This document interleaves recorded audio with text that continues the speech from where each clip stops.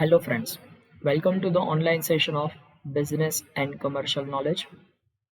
In this subject, we are learning chapter number 6. The title of the chapter is Common Business Terminologies. In that, we are learning part 6. Finance, stock and commodity market terminologies. In that, first one is listed stocks. Listed stocks means what? The shares of a company that are traded on the stock exchange. જે કંપનીના shares stock exchange ઉપર એટલે કે share market ઉપર registered થયેલા છે એને listed stock તરીકે ઓળખવામાં આવે. The company has to pay the fees to be listed in the stock exchange. જે કંપની સ્ટોક એક્સચેન્જ એટલે કે શેર માર્કેટ ઉપર પોતાના શેરને રજિસ્ટર કરવા માંગતી હોય એ કંપનીએ શેર માર્કેટમાં તે નક્કી કરવામાં આવેલી ફીસ પે કરવી પડશે and abide by the regulations of the stock exchange to maintain listing privilege. Stock market દ્વારા નક્કી કરવામાં આવતા જે રૂલ્સ રેગ્યુલેશન્સ છે એ રૂલ્સ રેગ્યુલેશન્સને એને ફોલો કરવા પડશે. દેન માર્કેટ કેપિટલાઇઝેશન. ઘણી વખત તમે માર્કેટ કેપ આવા વર્ડ્સ સાંભળ્યા હશે, તો માર્કેટ કેપ એનું આખું ફોર્મેટ છે market capitalisation. The total value in rupee of all the companies outstanding shares. કંપનીના જેટલા પણ આઉટસ્ટેન્ડિંગ શેર્સ મતલબ ધોઝ વિચ આર ઇશ્યુડ, આ કંપનીએ ઇશ્યુ કરેલા જેટલા શેર્સ છે એ શેરની રૂપી value that is considered as market capitalization of that company. It is calculated by multiplying all the outstanding shares with the current market price of one share. All the outstanding shares મતલબ માર્કેટમાં જે issue કરેલા છે.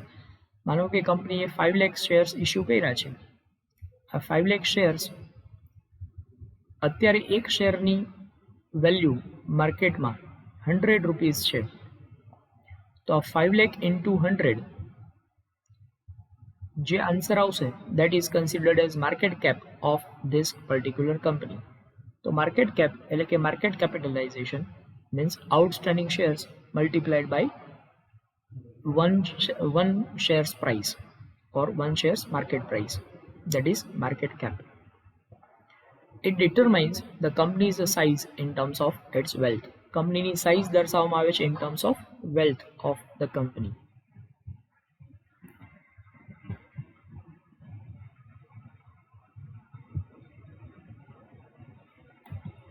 Next term is money market. Money market is a component of financial market for assets involved in short-term borrowings, lending, buying and selling with original maturities of 1 year or less. Money market મતલબ જ્યાં financial માર્કેટનું જ એક component છે જેમાં એવા પ્રકારની assets કે જે 1 વર્ષ અથવા તો એનાથી ઓછા સમય માટે એનું બાઇંગ અને સેલિંગ થતું હોય, લેન્ડિંગ થતું હોય, આવા પ્રકારનું માર્કેટ એને મની માર્કેટ તરીકે ઓળખવામાં આવે. The next one is mutual fund. Mutual fund means what? Is a pool of money managed by experts by investing in stocks, bonds and other securities with the objective of improving their savings. જ્યારે કોઈ individual એ પોતાની small amount છે એ small સેવિંગ્સને invest કરીને large અમાઉન્ટમાં profit earn કરવા માગતો હોય તો એવા સંજોગોમાં આ પ્રકારના જે એક્સપર્ટ્સ છે એ એક્સપર્ટ્સ દ્વારા એક પૂલ ઓફ મની ક્રિએટ કરવામાં આવેલું હોય જેમાં દરેક વ્યક્તિ પોતાની જે સ્મોલ સેવિંગ્સ છે એ સ્મોલ સેવિંગ્સ એમાં ઇન્વેસ્ટમેન્ટ કરે અને પછી એ જે લાર્જ અમાઉન્ટ બનશે એ લાર્જ અમાઉન્ટને માર્કેટની અંદર અલગ અલગ પ્રકારના શેર્સ ડિબેન્ચર્સની અંદર ઇન્વેસ્ટમેન્ટ કરવામાં આવે. એ ઇન્વેસ્ટમેન્ટ કરવા પછી જે કંઈ પણ પ્રોફિટ અર્ન થશે એ પ્રોફિટ એ બધાની વચ્ચે ડિસ્ટ્રીબ્યુટ કરી દેવામાં આવે. તો આ પ્રકારનું જે ફંડ ક્રિએટ થયું આ ફંડને મ્યુચ્યુઅલ ફંડ તરીકે ઓળખવામાં આવશે. These experts will create a diversified portfolio from these funds. આ જે કંઈ પણ ફંડ ભેગું થયું છે એમાં ડાયવર્સિફાઈડ પોર્ટફોલિયો મતલબ અલગ અલગ પ્રકારની કંપનીઝમાં ઇન્વેસ્ટમેન્ટ કરવામાં આવે જેથી કરીને દરેકમાંથી આપણને પ્રોફિટ વધારે મળી શકે. તો આવી રીતે જે common pool of fund create કરવામાં આવ્યું છે that is known as mutual fund. Then comes one-sided market. One-sided market matlab a market that has only potential sellers or only potential buyers.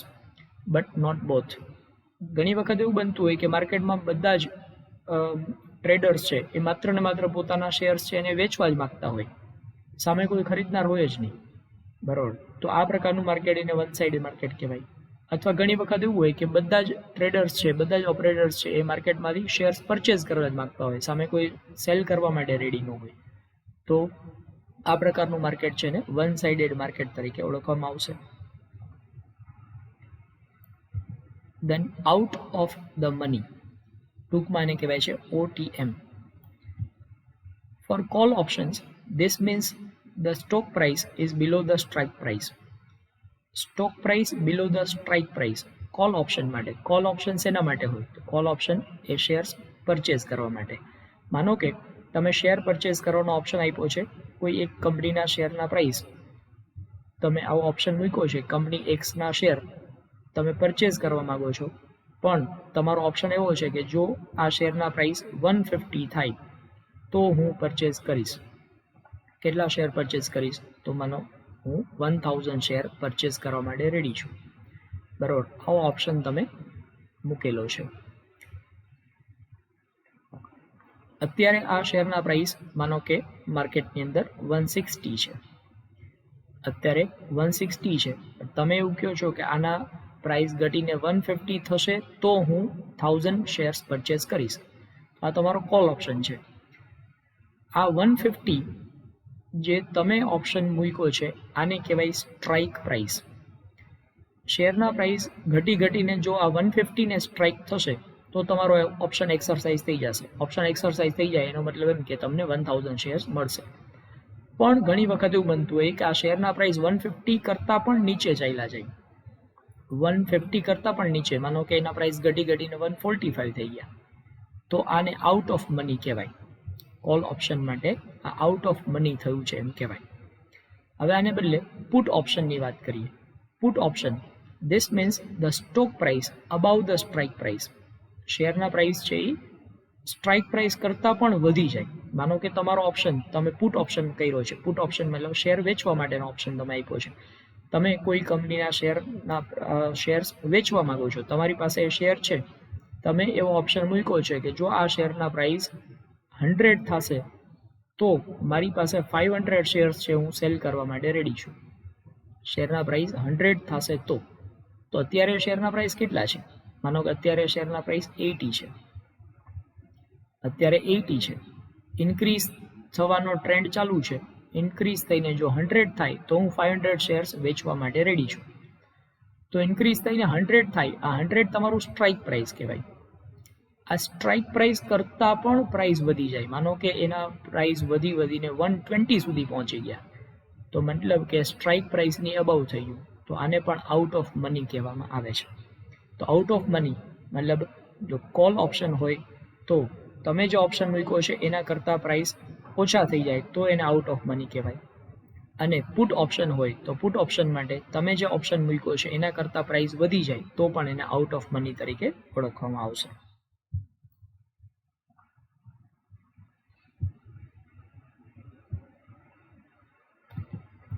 Then the next one is portfolio.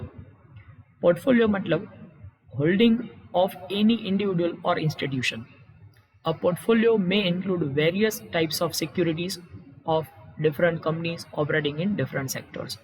Portfolio matlab group of securities. જ્યારે કોઈ individual અથવા કોઈ institution એક કરતાં વધારે સિક્યુરિટીઝમાં investment કર્યું છે, દાખલા તરીકે એને એક્સ કંપનીમાં કરેલું ઇન્વેસ્ટમેન્ટ, વાય કંપનીની અંદર ઇન્વેસ્ટમેન્ટ કર્યું છે, ઝેડ કંપનીમાં ઇન્વેસ્ટમેન્ટ કર્યું છે, કંપની એમાં ઇન્વેસ્ટમેન્ટ કર્યું છે, કંપની બીમાં ઇન્વેસ્ટમેન્ટ કર્યું છે, કોઈ કંપનીના એણે શેર્સ પરચેઝ કર્યા છે, કોઈના ડિબેન્ચર્સ, કોઈના પ્રેફરન્સ શેર્સ, આમ અલગ અલગ પ્રકારના શેર્સનું કે સિક્યુરિટીઝનું આ જે ગ્રુપ બન્યું, આ ગ્રુપ છે એ કંપનીનો પોર્ટફોલિયો છે એમ કહી શકાય. તો પોર્ટફોલિયો અહીંયા એનો સિમ્પલ મિનિંગ એવું સમજવાનું છે, it is group of different securities. Then comes pre-opening session. The pre-opening session is for the duration of 15 minutes.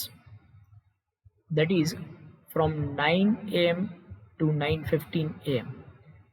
Share market જ્યારે ઓપન થાય એ ઓપન થયાના પહેલા 15 મિનિટનું સેશન. શેર માર્કેટમાં ટ્રેડિંગ છે એ 9:15 વાગે શરૂ થતું હોય તો 9 વાગ્યાથી 9:15 વાગ્યા સુધી 9 to 9:15 આ જે ટાઈમ પીરિયડ છે આ ટાઈમ પીરિયડને પ્રી ઓપનિંગ સેશન તરીકે ઓળખવામાં આવે.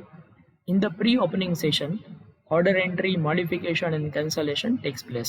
આ પ્રી ઓપનિંગ સેશનમાં મોડિફિકેશન કંઈ કરવું હોય કોઈ ટ્રાન્ઝેક્શનમાં કે કોઈ ટ્રાન્ઝેક્શનને કેન્સલ કરવાનો થતો હોય તો આ પ્રી ઓપનિંગ સેશનની અંદર એ કરી શકાય છે. દેન પ્રાઇસ અર્નિંગ રેશિયો, ટૂંકમાં એને કહેવાય છે PE ratio. The market price of a share of stock divided by earning, that is profit per share, that is called PE ratio. PE ratio એટલે શું? તો કે market price divide by profit per share. જે answer આવશે એને કહેવાશે PE ratio. PE ratio can vary from sky high to dismally low. PE ratio છે એ ખૂબ જ વધારે પણ હોઈ શકે અથવા ખૂબ જ ઓછો પણ હોઈ શકે, but may not reflect the true value of the company. PE ratio છે એ કંપનીનું કરેક્ટ વેલ્યુ દર્શાવતો નથી. Then comes put option. હમણાં જ આપણે કોલ ઓપ્શનની વાત કરી એવી રીતે પુટ ઓપ્શન. કોલ ઓપ્શન છે શેર પરચેસ કરવા માટે હોય છે, જ્યારે પુટ ઓપ્શન છે શેર્સને સેલ કરવા માટે. An option that gives an investor the right to sell a particular stock at a stated price within a specified time period. કોઈ સ્પેસિફિક ટાઈમ પીરિયડમાં શેરના પ્રાઇસ તમે જે કોટ કર્યા છે એટલા પ્રાઇસ જો પહોંચી જાય તો તમે શેર સેલ કરવા માટે રેડી છો. દાખલા તરીકે તમે ઓપ્શન મૂક્યો છે 150 પ્રાઇસ.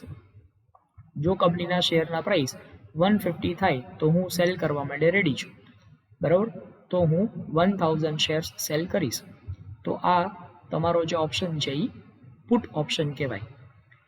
જો આના પ્રાઇસ 150 થાય તો મતલબ અત્યારે એના પ્રાઇસ કેટલા હશે? તો અત્યારે આનાથી ઓછા હશે અને એ ઇન્ક્રીઝ થવાનો ટ્રેન્ડ છે. માનો કે અત્યારે એ શેરના પ્રાઇસ છે સપોઝ 130 ઉપર છે, પણ તમે એવું વિચારો છો કે આના પ્રાઇસ વધીને 150 થવાની તૈયારી છે, તો તમે એવું કીધું કે અત્યારે 130 છે પણ જો 150 થઈ જાય તો હું 1000 શેર્સ સેલ કરવા માટે રેડી છું, બરાબર. તો અહીંયા તમારો જે આ ઓપ્શન આવ્યો આને કહેવાય પુટ ઓપ્શન.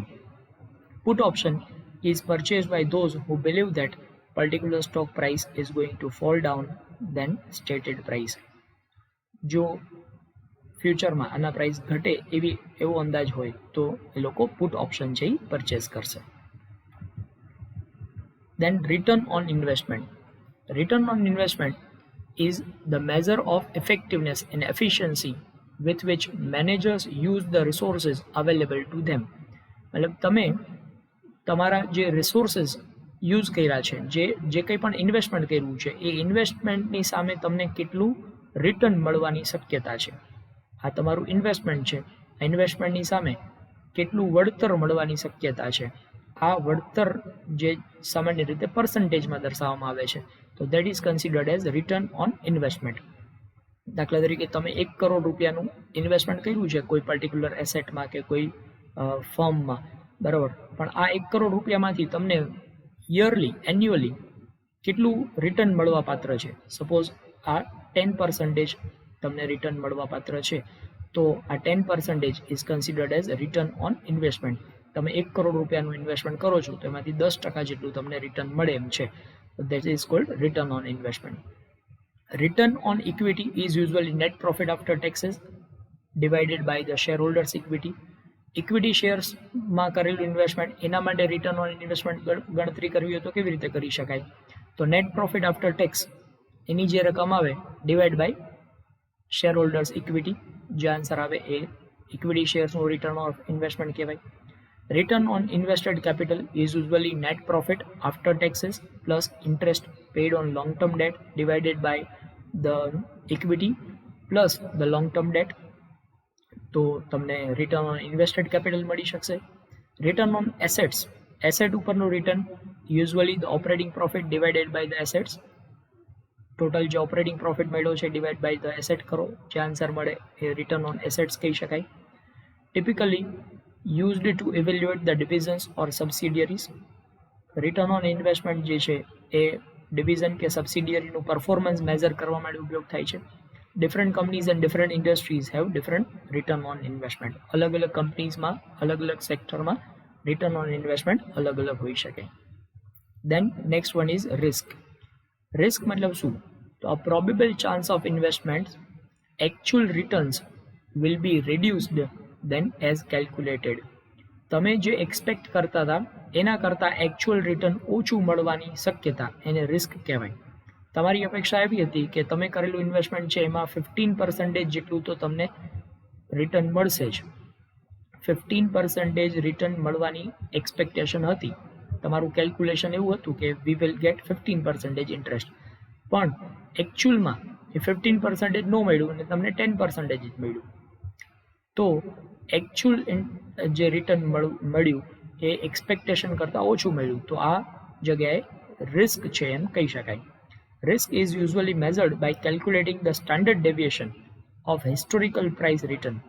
આ રિસ્કનું કેલ્ક્યુલેશન કરવા માટે સ્ટાન્ડર્ડ ડેવિએશનનો ઉપયોગ કરવામાં આવે છે. Standard deviation is directly proportion to the degree of risk associated. Standard ડેવિએશનનો ઉપયોગ કરીને આ રિસ્કને કેલ્ક્યુલેટ કરવામાં આવતું હોય છે. Then next is securities.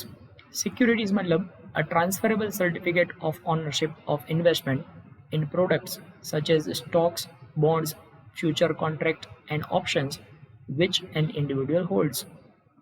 Securities એટલે આવું કોઈ પણ પ્રકારનું સ્ટોક, શેર્સ, બોન્ડ્સ, ડિબેન્ચર્સ કે જે ફ્યુચર કોન્ટ્રાક્ટ માટે ઉપયોગ કરવામાં આવે છે એ બધાને સિક્યુરિટીઝ તરીકે ઓળખવામાં આવે છે. સિક્યુરિટીઝ એ ટ્રાન્સફરેબલ સર્ટિફિકેટ છે જેની ઓનરશિપ તમે ટ્રાન્સફર કરી શકો છો. Then strike price. Strike price મતલબ the price at which holder of an option can buy in case of call option or sell in case of put option. જે price ઉપર તમે શેર્સ પરચેઝ કરવા માટે કે શેર્સ સેલ કરવા માટે ready છો એ પ્રાઇસને સ્ટ્રાઇક પ્રાઇસ તરીકે ઓળખવામાં આવે. દેન stock. Stock is a certificate or electronic or other record that indicates the ownership of a portion of the corporation a share of stock. Stock મતલબ એવું ઇલેક્ટ્રોનિક સર્ટિફિકેટ કે જે સર્ટિફિકેટ એવું દર્શાવે છે કે કોઈ એક ઇન્ડિવિડ્યુઅલ કંપનીના આટલા શેરનો માલિક છે અથવા તો કંપનીના આટલા શેર્સ ધરાવે છે. Preferred stock promises its owner a dividend. Preferred stock એટલે પ્રેફરન્સ શેર.